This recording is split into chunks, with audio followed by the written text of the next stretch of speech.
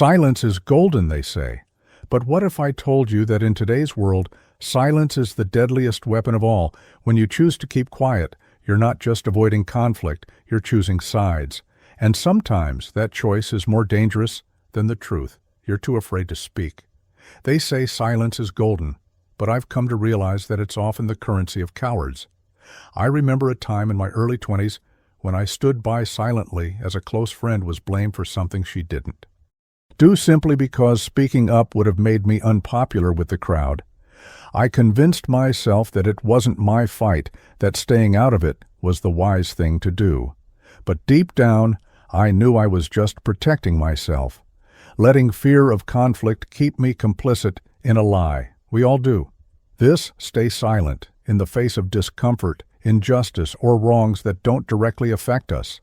Maybe it's at work when we see a colleague being mistreated, but we don't want to risk our own position, or perhaps it's at home where speaking out against outdated family traditions would cause friction, so we stay quiet and let the status quo suffocate us. But here's the truth.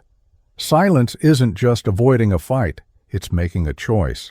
And too often that choice is to side with the oppressor, the abuser, the status quo that keeps us all shackled.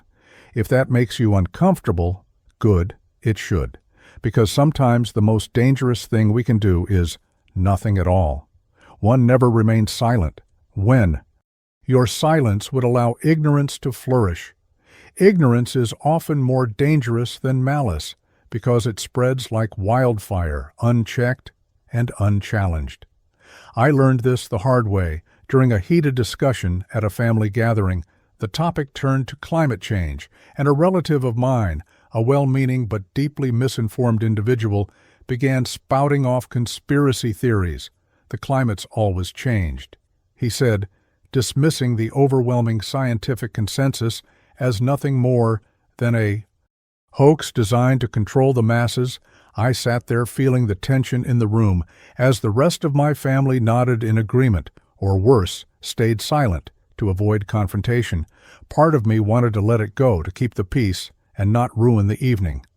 After all, what's one more dinner ruined by an argument over something that feels too big to change? But I couldn't. I couldn't sit there and let ignorance masquerade as truth. I spoke up, explaining the science behind climate change, debunking the myths he was repeating. It didn't go well. My relative got defensive, accusing me of being brainwashed by the system, and the rest of my family shifted uncomfortably, wishing I would just drop it. But here's the thing, I wasn't just defending facts. I was standing up against the kind of ignorance that has real-world consequences. Silence in that moment would have been the easy path, but it would have also been the wrong one. It would have allowed a falsehood to go unchallenged, to take root in the minds of those around me. Ignorance isn't just about being uninformed, it's about being misinformed. And it's dangerous because it leads to decisions and actions that can have devastating consequences. Whether it's refusing to vaccinate, denying climate change, or perpetuating harmful stereotypes. And this doesn't just happen at family dinners, it happens in classrooms where outdated or biased curricula are taught without question. It happens in workplaces where myths about diversity, equality, and inclusion are left unchallenged. It happens on social media where misinformation is shared and amplified, often by those who don't know any better.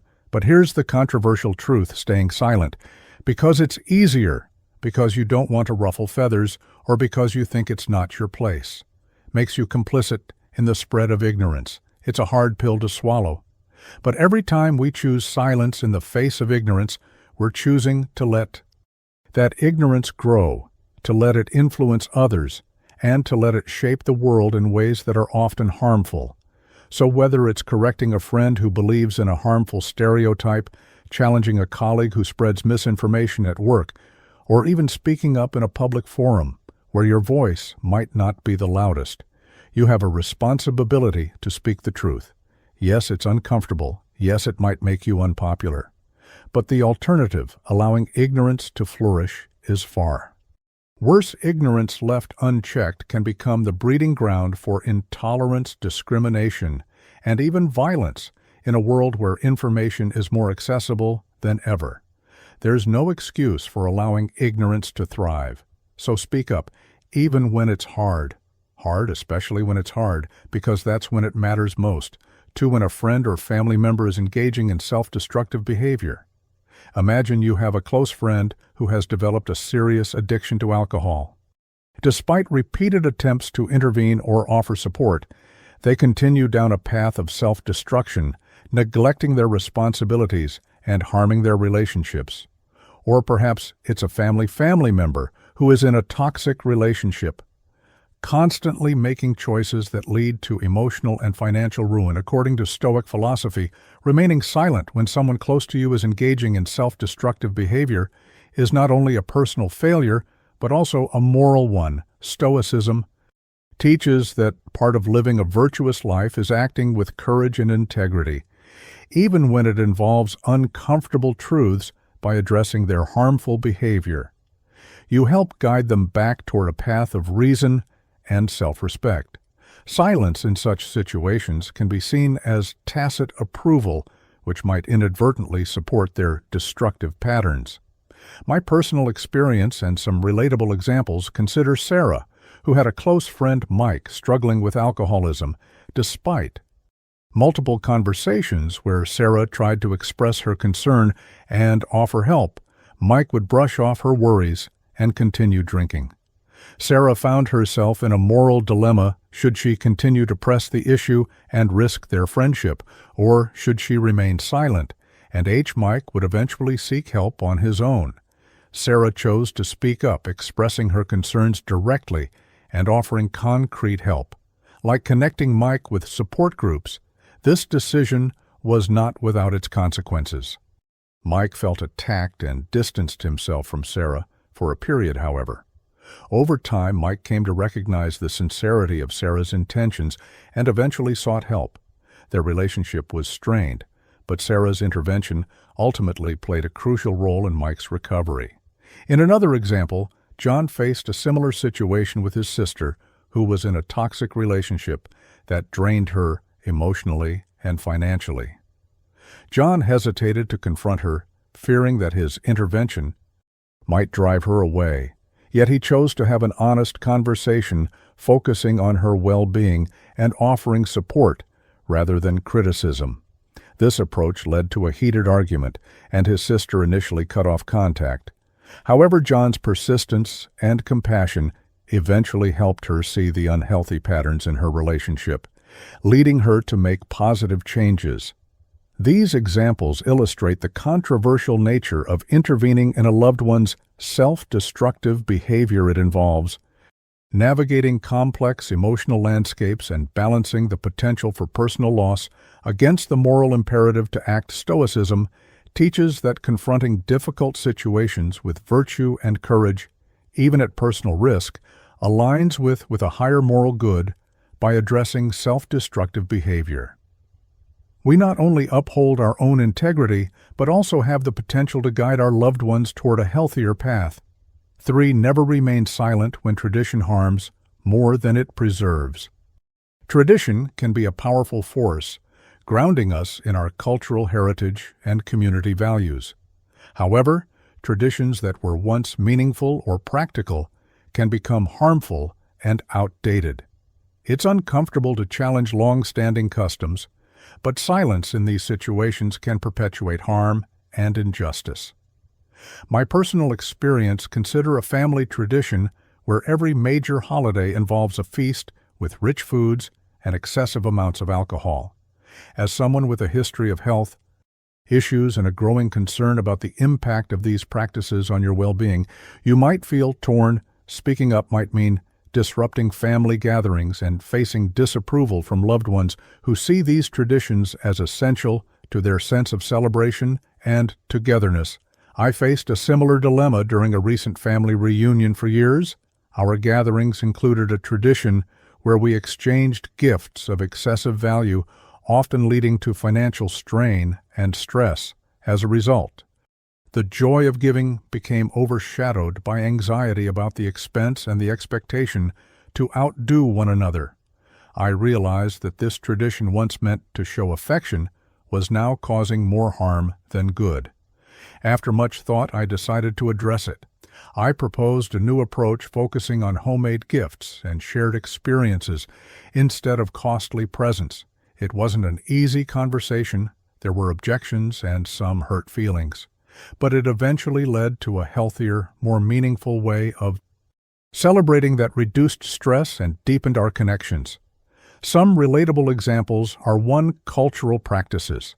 In some cultures, certain rites of passage or ceremonies might involve rituals that are physically or emotionally harmful, such as extreme fasting or initiation rites that cause distress questioning, and potentially modifying these practices can prevent harm while preserving the essence of cultural identity. 2 workplace norms many workplaces have. Long-standing traditions that might hinder inclusivity or well-being, such as after-hours social events that exclude employees with family commitments or those who do not drink alcohol. Speaking up about these practices can lead to a more inclusive and supportive work environment. 3 educational methods. Schools sometimes cling to outdated teaching methods or disciplinary practices that no longer serve students. Effectively advocating for modern approaches or reforms can improve educational outcomes and better support student needs. 4. Family expectations. Family traditions might dictate strict G-roles or career paths that limit individual potential and happiness. Challenging these expectations can allow for greater personal freedom and alignment with contemporary values. 5. Religious customs. Certain religious practices might have once served a specific purpose, but now result in discomfort or exclusion. Engaging in thoughtful dialogue about these customs can lead to more compassionate and inclusive practices. Traditions often have a deep emotional and historical significance, but when they perpetuate harm, they must be questioned. Silence in the face of harmful traditions can mean endorsing practices that no longer serve their intended purpose and that can actively damage individuals' well-being and relationships. To challenge, or not to challenge, speaking up against harmful traditions requires courage. It's about prioritizing human dignity and well-being over adherence to outdated practices. It involves navigating the delicate balance between honoring heritage and adapting to evolving values and circumstances. The process may be met with resistance or discomfort, but it's crucial for fostering positive change. By addressing traditions that harm more than they preserve, you not only help mitigate suffering, but also contribute to creating a more compassionate and adaptable community. For never remain silent when someone's mental health is deteriorating and everyone looks away. Mental health, often cloaked in silence and stigma, is one of the most vulnerable aspects of our well-being. When someone's mental health is deteriorating and those around them choose to look away, it's not just a missed opportunity to help, it's a silent endorsement of their suffering. A personal experience. I recall a time when a close friend whom I had known for years as vibrant and outgoing began withdrawing from social activities and showing signs of deep despair. They avoided eye contact, stopped responding to messages, and their once enthusiastic personality seemed to vanish. I was uneasy, unsure of how to approach the topic without seeming intrusive or making matters worse. The fear of stepping on emotional landmines made me hesitant. It wasn't until their condition reached a critical point that I realized the gravity of my inaction. They had to seek emergency help, and it was a wake-up call for me. I had let my own discomfort and fear prevent me from being there for them when they needed it most. That experience taught me that silence in the face of mental health struggles is not neutral. It's complicity in the suffering of others. Some relatable examples. One in the workplace. A coworker shows signs of burnout or depression, such as erratic performance or visible distress. By avoiding the issue, you might think you're respecting their privacy. However, this silence can perpetuate their isolation and suffering. Reaching out with empathy or suggesting they seek support can offer a lifeline too in school. A student exhibiting signs of anxiety or depression like withdrawal from activities or a drop in grades might be overlooked by peers and teachers alike. Intervention might seem daunting, but offering support or referring them to counseling services can prevent the deterioration of their mental health. 3. In social circles. When a friend begins to display distressing behavior such as mood swings or isolation, avoiding the topic can further alienate them. Taking the initiative to check in and offer support can provide a critical connection and encourage them to seek help. 4. In family settings. A family member struggling with mental health issues may be met with avoidance or denial from other family members. This silence can exacerbate their condition, making it vital to address the issue with sensitivity and offer support or encourage professional help. 5. In community spaces. Observing erratic behavior or signs of mental distress in a community member might lead to avoidance due to discomfort or stigma. Community outreach and support can help bridge this gap, providing essential resources and understanding.